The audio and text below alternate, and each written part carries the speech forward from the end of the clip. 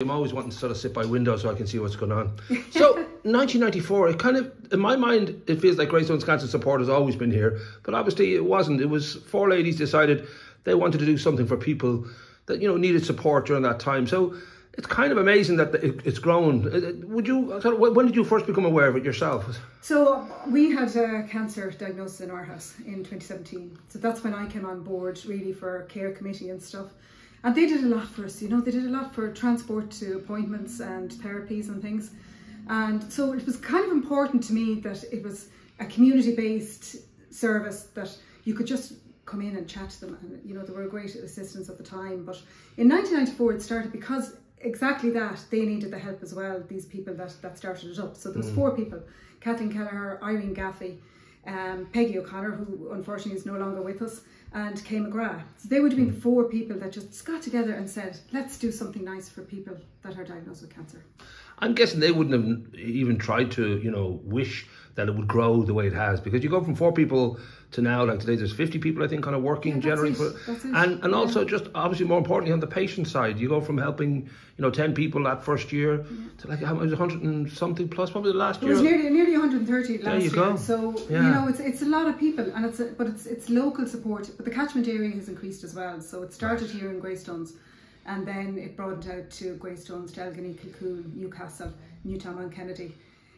So it's kind of, as we've grown, and look at how I was here in 1994. There was probably 2 or 3 estates, and they were being built at that time. Yeah. So it is really expanded out hugely, you know. And it is that thing too that quite naturally, because this is, you know, based on helping people, is finding out as the years go by what's really needed and what works for people. So that idea that it's really led by them, you know, as much as the volunteers and all that have to figure out the actual mechanics of making sure everything works and everything's ready for people, but really it's about what people need and what people want, and that dictates the shape of what you are. Yeah, do you know it does? But you know, the very little has changed in those 30 years. So talking to a few of the people that have set this up, you know, they're saying the services are provided. They're very much the same. Their transport was very much, you know, to the fore in those days, and it is now. Counselling was another one. And there are 2 main ones that we provide, and they have never changed. They have been consistent throughout. What has changed now is we have physios, you know, so if you're diagnosed with cancer, you can go to the physio and he'll tell you, you know, treatment should stop your exercise. You can work through it, and I'll work with you. All the different areas of mindfulness, and so they're huge now, you know, yoga. We do one-to-one restorative yoga, one-to-one mindfulness, whatever's needed, we do it. But we're very quick to cut out stuff that doesn't work. And if people aren't using it, we're not going to waste the money on it, you know. Well, that thing too of becoming, we'll say, legitimised by governance and by becoming registered as a charity and all that, that's obviously a big step. I don't know if you're sort of aware, talking to others, how that felt, that this is, I guess in one way it's a recognition that this is more than just a bunch of people helping. This is important. This is, you know, been recognised for, you know, for what it does is hugely important in the community. Yeah, sure, it's massive. It's massive. And you know, in 1994, you know, governance was still there. They did have best practice, and Kevin O'Connor, Peggy's husband actually, he came on board and wrote the Constitution, and so set it up, and that, you know, accounts were going to be audited, and to make sure that everything was transparent and above board, and best practice was adopted, you know. And to your you know, knowledge, was there ever a kind of a wobble in it? Because you think of any volunteer group relying on donations and all that, it's, you know, people can sometimes think it's a given that you're fine and you've got money somewhere and it'll all sort of just come off the money tree someday. You know, you need it.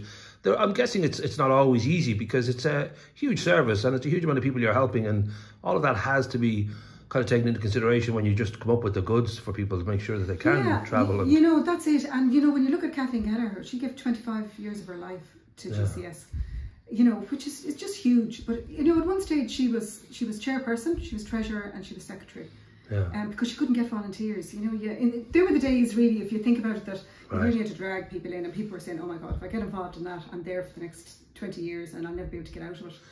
You know, and it's much easier now, I think, to get people on board. It's such a good cause, and people in the community have used it. And I think, you know, I would hope too that the perceptions around any kind of condition that people have, and obviously cancer is one of the very, very hard thing to deal with, but there probably was a time when it was almost taboo to sort of, you know, I know growing up in the 70s, you just, you know, if an auntie or uncle had cancer, it's almost like you didn't ask her about it, you didn't talk about it.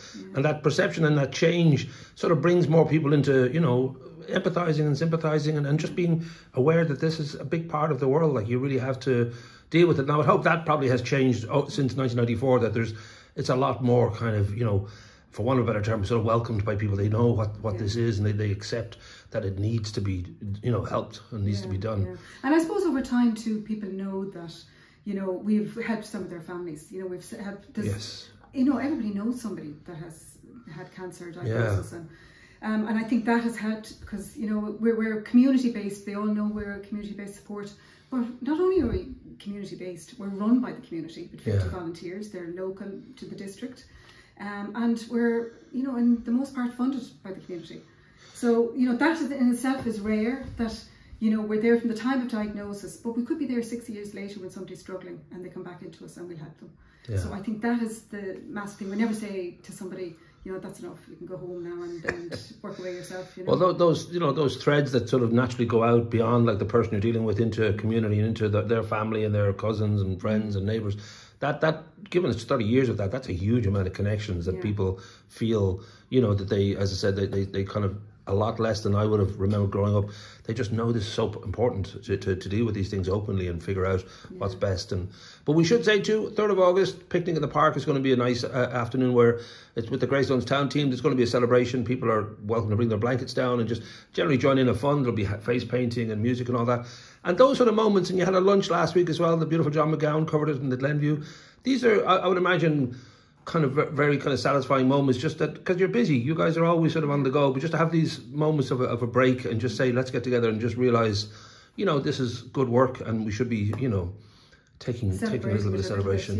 We should be celebrating 30 years in the community. And, you know, the Greystones town team have been brilliant, actually, and they're probably doing most of the work, actually, organising this day. But it's a free event, a free family day, and we just thought, wouldn't it be lovely just to give back? Because we're always going with buckets and collecting. So this will just be a day that you come along with your family and enjoy all the entertainment. And, you know, Trish down in the bookshop, it's local as well. Trish in the bookshop in halfway up the stairs has organised Peter Donnelly to do, he's going to do readings and signings for us. And that should be really popular, because that's the President series, you know. Yes. And all the rest of the dog or whatever all the rest of the books were, but, you know, so that's kind of good, you know. But what we will do too is, as we have been, you know, since the guide began, we've always been sort of covering, you know, events and great fundraisers and all that the Greystones Cancer Support Group have done, but we'll look into trying to get a little bit more of that history and certainly the nod out to those people in those early years that would have been, like you mentioned, Kathleen and all that, kind of alone at some of the times in the work they were doing. So we must